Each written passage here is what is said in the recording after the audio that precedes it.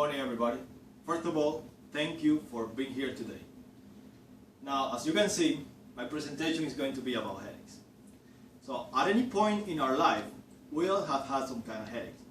And most of the time, we go through this unpleasant experience without knowing exactly what is going on inside our heads. Which is why today I would like to ask you a question. Do you know what are the most common headaches we suffer? If you don't know the answer to this question, it's completely fine.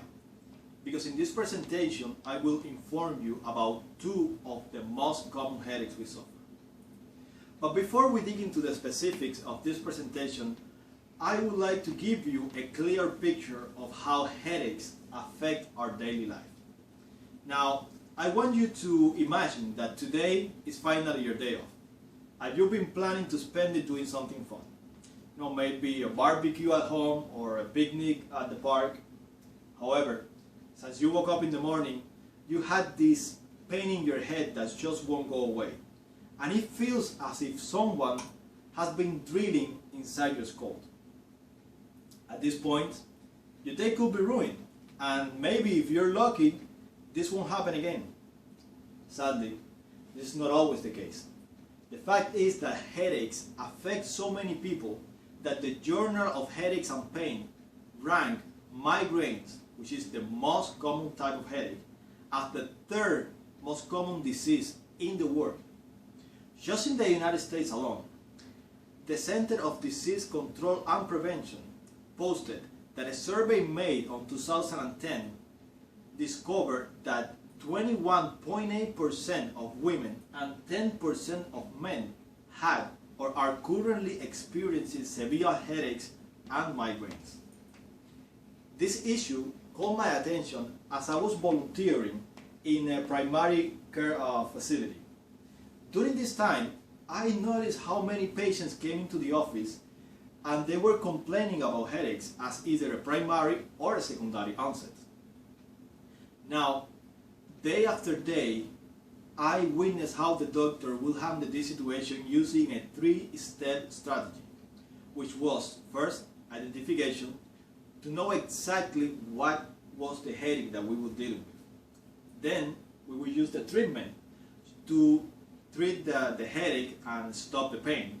And finally, what I consider to be the most important step, which is education, to teach the patient how to avoid the triggers related to their personal headache. The fact is that headaches are an inconvenience and they could be life-threatening if you don't know exactly what headaches you have. So, in this presentation, we'll talk about two headaches, which are the sinus headaches and the migraine headaches.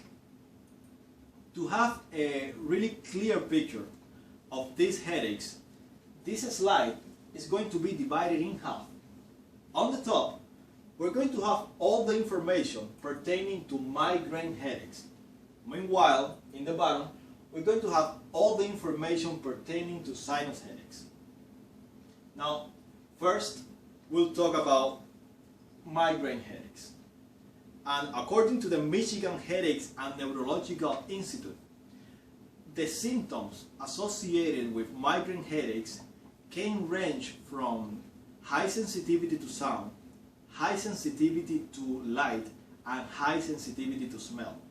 Normally, this is accompanied by nausea and vomiting. Something that is particular of migraine headaches is that this pain will be one-sided, which means you're going to have the pain in only one side of your head. Also, it could be concentrated on the top of your head and on the back of your head. Now, the triggers pertaining to migraine headaches are really specific to the person suffering the migraine. Now, the most common triggers are loud sounds or really bright lights or even a change in sleeping patterns. Now that we went over migraine headaches, we'll talk about sinus headaches.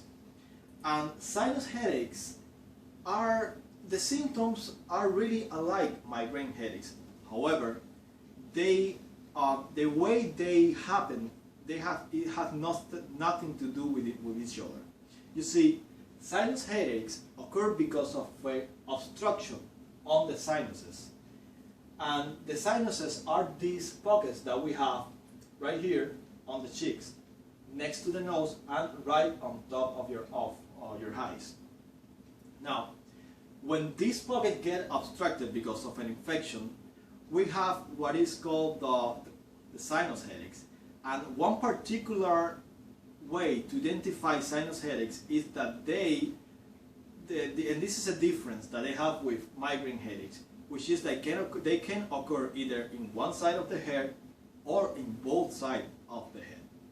Also, the most particular thing about sinus headaches is that they will happen during a really, really bad cold or after you had the really, really bad cold.